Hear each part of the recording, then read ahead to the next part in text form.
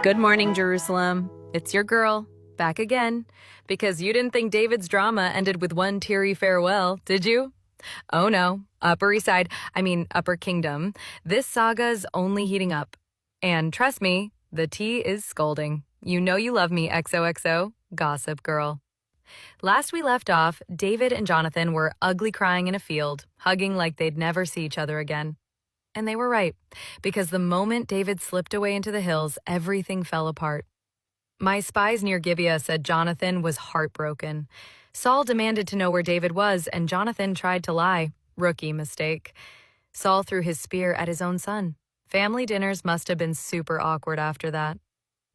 Meanwhile, David was bouncing from cave to cave like some hot red-headed fugitive. Picture it, a man who used to wear royal armor, now scraping together food in the wilderness.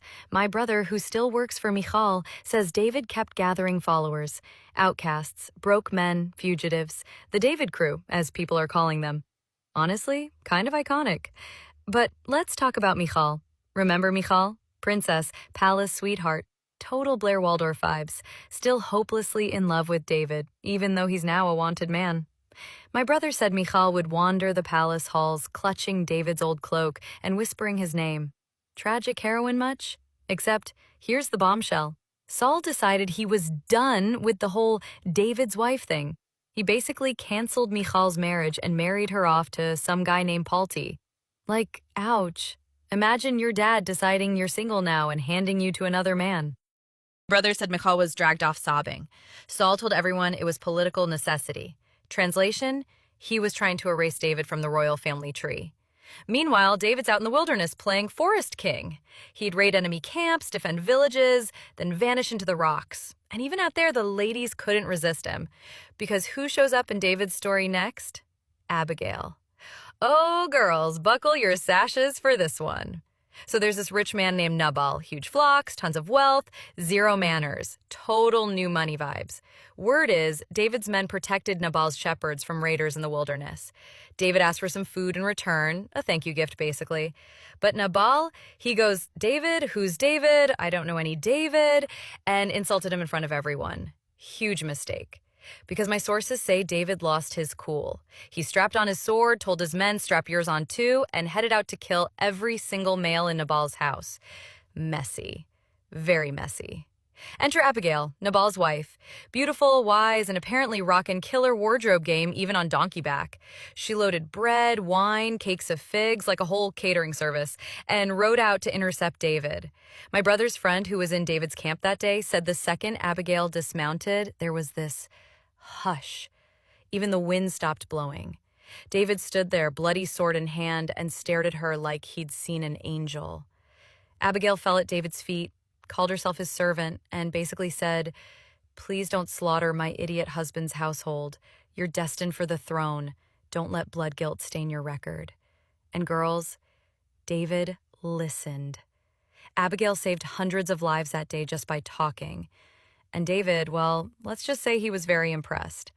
My brother's palace contact said David kept looking at her like she was water in the desert. Days later, plot twist, Nabal dropped dead. Some say it was the shock. Others whisper God struck him down for insulting David. Either way, Abigail was suddenly single. And guess who wasted zero time sending her a marriage proposal? Yep, David. So now David's got a new wife, and let me tell you, the gossip mills are spinning. Michal's off married to Palti, but still crying into her silk veils over David. And now David has Abigail, a smart, gorgeous widow who's as politically savvy as she is beautiful. The palace girls are divided. Half say Abigail's a power climber, half say she's David's true match because she's brave enough to speak truth to him. Me? I think she's brilliant. And yes, I'm jealous, obviously. And what's David up to next? Still running, still fighting, still writing songs, supposedly. My friend said he's been composing psalms about betrayal and heartbreak. Ugh, I'd pay a silver coin to hear those. Oh, and just because the soap opera never ends, rumor has it David and Jonathan exchanged secret messages with arrows before parting for good. Jonathan shot arrows past David's hiding spot to signal it was too dangerous to come back. Romantic and tragic, like some ancient text message breakup. So that's where we're at. Michal's married to someone else but still talking about David. Abigail's now queen in waiting beside a fugitive king. David's still out there, curls catching the sun, half hero, half outlaw.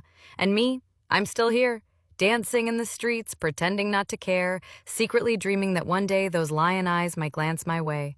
And don't worry, Upper Kingdom, I'll keep spilling the tea, because in Israel, secrets don't stay buried for long. XOXO, Gossip Girl.